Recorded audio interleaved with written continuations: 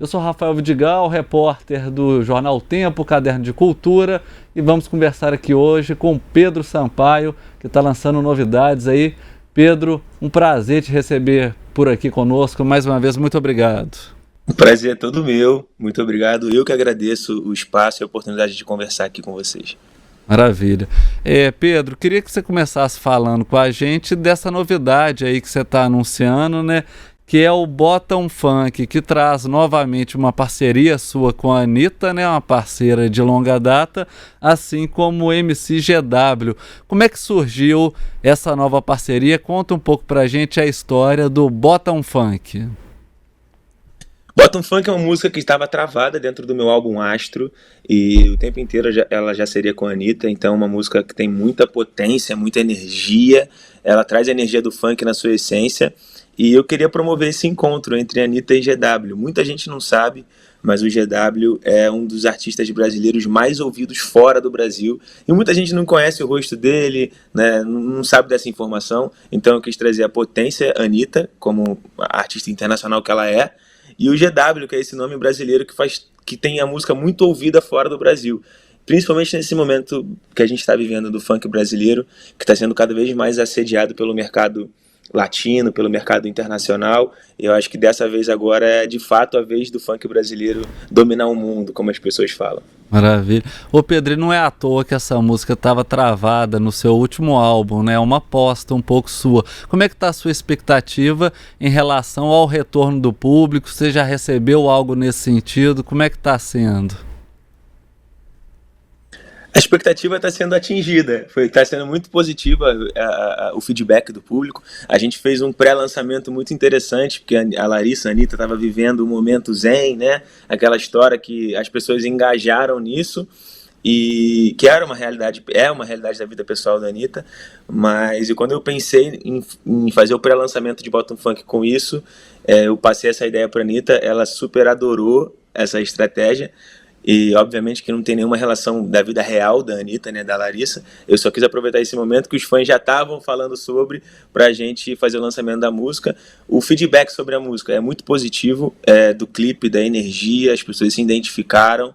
E eu fico feliz, porque esse é o intuito, né? As pessoas abraçarem a música e começarem a consumir ela. Você falou que não tem nenhuma relação com a vida real da Anitta, né? Mas queria entrar um pouco aqui na brincadeira. A gente viu muito esses seus vídeos no Instagram, né? E o pessoal tá falando, então é culpa sua ou mérito seu tá tirando a Anitta dessa fase zen? Nada. Inclusive, eu acho que a Anitta ainda tá na fase zen, né? Eu acho que isso é uma coisa que ela adotou para a vida dela. Eu acho muito positivo, traz equilíbrio, e a gente vive essa vida para isso, né? Para descobrir coisas novas, para se aventurar, para aprender, para descobrir novas versões de nós mesmos. Como eu disse, toda a estratégia de pré-lançamento foi uma ideia que, na verdade, quando eu tive essa ideia, eu me obriguei a pensar como a Anitta pensaria. Uhum. Então eu falei, bom, como a Anitta pensaria para lançar essa música? Ela faria um grande limonada. E aí foi quando eu propus essa ideia, ela adorou e as pessoas super abraçaram também. Eu falei pra ela, toda diva pop tem esse momento, né? Tem um momento meio controverso que as pessoas falam, mas no final fica tudo bem. E uma coisa não elimina a outra, né? Quem sabe daqui a um tempo vocês podem até criar um funk zen, já pensou? Ô Pedro, eu queria que você falasse um pouco também da recuperação da sua lesão no joelho, né? Você acabou cancelando participação em vários carnavais, inclusive aqui em Belo Horizonte. Como é que você já está plenamente recuperado e como é que foi para você também acabar tendo que perder esse carnaval aqui em BH? Você era muito aguardado pelo público, enfim. Eu tive uma lesão grave no joelho, e essa lesão é uma lesão que necessitou de uma cirurgia, né? E eu tinha decisão, fazer o carnaval lesionado ou operar logo para ter uma recuperação logo. E de fato seria uma insanidade, assim, uma loucura eu fazer o carnaval da intensidade que é o meu carnaval, do jeito que eu me entrego nos palcos, com uma lesão para operar. Então eu não conseguiria ser eu não conseguiria fazer a minha entrega, e eu não gostaria de que o público sofresse isso também, sabe? Pô, vou no show do Pedro Sampaio, chega lá, o Pedro Sampaio não me entrega tudo. E eu tenho uma máxima na minha vida que é sempre dar o meu melhor. E teria, sim, risco de eu piorar a minha lesão, de eu ter uma outra lesão em cima da lesão que já existia. Então foi uma decisão difícil, mas foi uma decisão prudente. Eu, junto com a minha equipe médica, a minha equipe de fisioterapia, a gente decidiu cancelar o carnaval. Foi uma decisão difícil, o carnaval é um momento muito importante para minha carreira, é um momento que eu me entrego 100%, eu tenho todo um projeto, Carna Sampaio, a gente ia homenagear a gente ia homenagear o mercado pop brasileiro, então ia ser muito interessante, mas infelizmente não foi possível isso acontecer. Eu teria, como você falou, um show em BH, muito especial, um trio, né? O trio de BH ano passado foi insano, choveu, foi o maior caos, mas a galera tava na rua pulando, foi muito especial. Foi um momento inesquecível do carnaval do ano passado. A gente ia ter um Remember esse ano, só que, enfim, pela minha lesão não deu e não tem culpa de ninguém. Aconteceu isso, foi uma coisa que ninguém pôde controlar. Foi uma decisão difícil, mas eu tive que cancelar o carnaval. Sim, mas 2026 está aí, né? Quem sabe aí você volta aqui no carnaval. Pedro, e você está convidado. Maravilha, estarei lá no meio da multidão. Ô Pedro, e como é que está também a sua expectativa para essa turnê na Europa, que eu acho que é um pouco seu próximo passo aí, agora 100% recuperado? Exato. Eu cancelei o carnaval e já botei como objetivo me recuperar para estar aqui hoje em Portugal para fazer minha turnê Astro Tour. E assim, Portugal é um lugar que sempre me abraça de uma forma muito acolhedora. A gente abriu 2 datas aqui em Portugal, em Lisboa e em Porto, deram sold out em uma semana, mais de 20 mil ingressos. A gente abriu uma data extra, também deu sold out. A gente soube de revenda de ingresso por 6 mil euros. A gente ficou assim, o que está acontecendo? Então é um carinho muito grande e vai marcar a minha volta aos palcos, né? Dentro desses 2 meses, hoje fazem exatamente 2 meses que eu operei. E eu tive uma recuperação em tempo recorde pensando em Portugal. Eu faço e ainda continuo fazendo fisioterapia 4 horas por dia, todos os dias, para acelerar meu processo de recuperação ao máximo possível dentro do que é saudável, óbvio. Existe ainda um caminho muito grande pela frente para minha recuperação, porque a lesão ela é no joelho, mas ela afeta a musculatura da perna, então ela tem uma recuperação muscular também para acontecer. Mas ainda bem que a gente conseguiu se livrar das muletas durante esse período de 2 meses. A evolução está sendo muito positiva e eu vou conseguir subir no palco aqui em Portugal e dar o meu máximo, como sempre. Maravilha. Ô Pedro, logo no início você falou do funk dominando o mundo, né? Queria que você falasse um pouco pra gente qual que é o segredo do sucesso desse funk no mundo todo e ao mesmo tempo como é que você vê o fato de no Brasil ainda haver preconceito, resistência, algumas manifestações, às vezes até tentando proibir mesmo a veiculação do funk.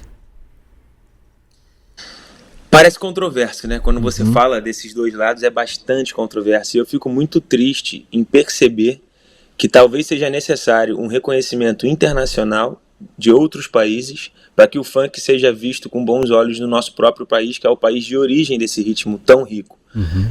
O funk sempre foi um ritmo periférico, o funk sempre foi um ritmo, o funk sempre foi muito ouvido no nosso país, e ele nunca teve essa valorização que merecia. Sempre foi a voz para muitas pessoas, sempre levou muitas pessoas a vários lugares. Só que agora eu sinto uma movimentação internacionalmente falando, globalmente falando, do mercado musical olhando para o funk. Acho que é um efeito do grande boom que o reggaeton teve, que também é um ritmo latino. E nesse momento o reggaeton não tem mais para onde crescer e o mercado precisa de uma novidade. O funk sempre esteve nessa fila. O funk sempre esteve esperando por esse momento. Já tem alguns anos que a gente escuta, principalmente eu enquanto artista dentro do mercado da música, que agora é o ano do funk. Esse ano o funk vem, esse ano o funk vira no mundo. E nunca de fato aconteceu. Mas eu acho que agora, esse ano, de fato é o momento. O reggaeton já chegou num ápice global e o próximo ritmo latino quente, a estourar e ser expandido cada vez mais é o funk. Você vê artistas do K-pop, que não tem nada a ver com o Brasil, culturalmente falando, ritmicamente falando, já pegando referências de funk. Você vê artistas latinos, o próprio The Weeknd, uma música com a Anitta, com referências de funk, e é muito interessante porque o funk tem essa capacidade, ele é de todo mundo. Uhum. Então todo mundo consegue pegar e fazer seu próprio funk. Você escuta o funk lá que o K-pop fez, é de um jeito, mas você vê que é funk. Você vê o funk feito por um produtor latino, é funk, mas é do jeito deles. Uhum. Então isso é muito rico também pro ritmo, porque ele é muito versátil. Eu acho que de fato esse ano é um ano, a gente tem vários exemplos. Travou não? Não, tô te ouvindo. Ah, tá. A gente tem vários exemplos, pô. A Anitta, ela foi essa abre alas aí para esse movimento ser cada vez mais forte, cada vez mais reconhecido. E tem nomes como a Luísa Sonza, como eu, como Ludmilla, como vários outros artistas. E ainda vão surgir para levar o funk brasileiro cada vez mais longe. Ô Pedro, você falou dessa coisa contraditória, né? Por exemplo, agora, como você está falando, o funk talvez nunca tenha tido tanto aclamação no exterior, mas internamente talvez seja também o ápice dessa perseguição, assim. Como é que você vê, por exemplo, essa última polêmica em torno da tal PL anti-Oruan? O que você acha que isso representa? Olha, eu acho que isso não é totalmente conectado ao funk, né? O Oruan, ele é um artista que fez funk, faz trap, faz rap, é um artista periférico urbano brasileiro. Eu acho que o funk entra ali por ser um ritmo que ele também grava e tudo mais, mas eu acho que essa PL é muito mais sobre o Oruan do que sobre o funk. Então, eu gosto de separar isso, né? Todo ritmo musical tem artistas que cantam esse ritmo, mas que tem uma vida controversa, que tem opiniões diferentes. Isso não quer dizer que o ritmo pregue o que está acontecendo na vida do artista. Sim. Ô Pedro, e bom, você falou um pouco dessa turnê na Europa, para a qual você preparou tanto.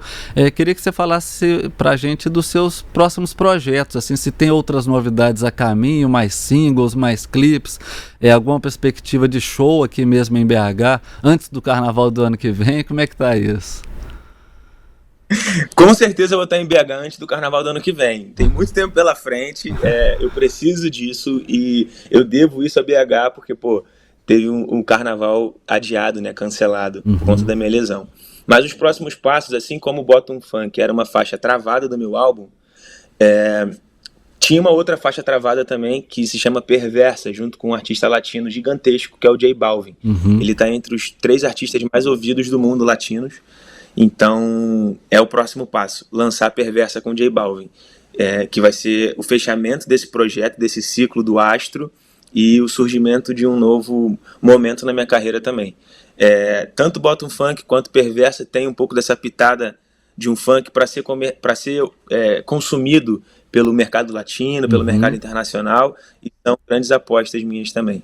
Ô Pedro, você citou do carnaval em BH de 2024, que estava chovendo e tudo. Você tem alguma outra lembrança marcante aqui com a cidade que você poderia compartilhar aqui com a gente? Olha, BH, desde o início da minha carreira, foi um lugar que eu sempre fui. Sempre fui para BH, sempre. Enquanto artista e também ouvinte, né? O funk de BH é um funk cada vez maior no Brasil inteiro. É uma realidade muito grande. Isso entra dentro desse lugar que eu te falei da versatilidade do funk.